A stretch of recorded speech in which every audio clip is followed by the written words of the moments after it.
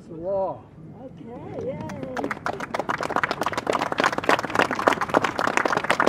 I just signed into law the Emmett Till Antilynching Act, making lynching a federal hate crime for the first time in American history. Hundreds of similar bills have failed to pass. Over the years, several federal hate crime laws were enacted, including one I signed last year to combat COVID-19 hate crimes. But no federal law expressly prohibited lynching, none, until today. Between 1877 and 1950, more than 4,400 black people were murdered by lynching, most in the South, but some in the North as well. That's a lot of folks, man, and a lot of silence for a long time. Lynching was pure terror to enforce the lie that not everyone belongs in America, not everyone is created equal. Terror to systematically undermine hard-fought civil rights. Terror, not just in the dark of the night, but in broad daylight. Innocent men, women, and children hung by nooses from trees, bodies burned and drowned and castrated. Their crimes? Trying to vote, trying to go to school, trying to own a business or preach the gospel. False accusations of murder, arson, and robbery. Simply being black. Emmett Till was an only child.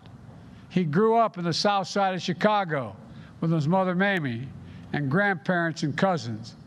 In the summer of 1955, Emmett turned 14 years old, ready to start 8th grade in the fall.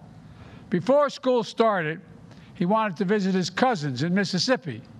So Emmett's mom dropped him off at the train station in Chicago. Her own family fled the Delta decades earlier, so she told him the unwritten rules she had to follow. Quote, "Be very careful how you speak. Say yes, sir, and no, ma'am. And do not hesitate to humble yourself if you have to get down on your knees." End of quote. That same speech, that same admonition, too many black parents today still have to use that admonition.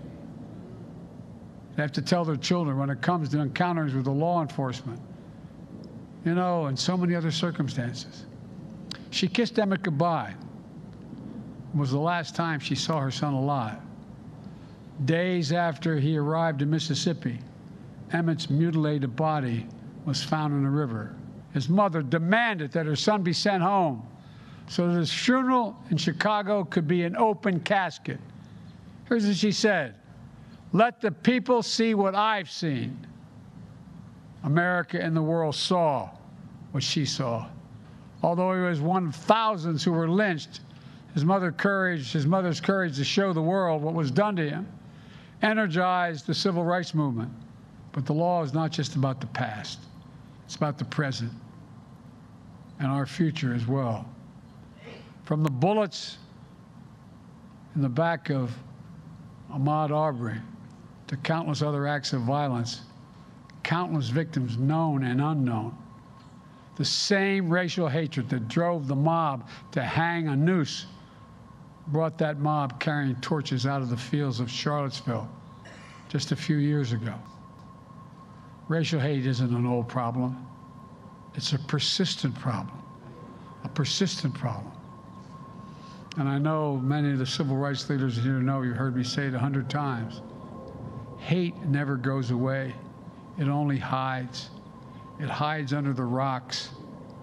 Given just a little bit of oxygen, it comes roaring back out, screaming. But what stops it is all of us, not a few. All of us have to stop it.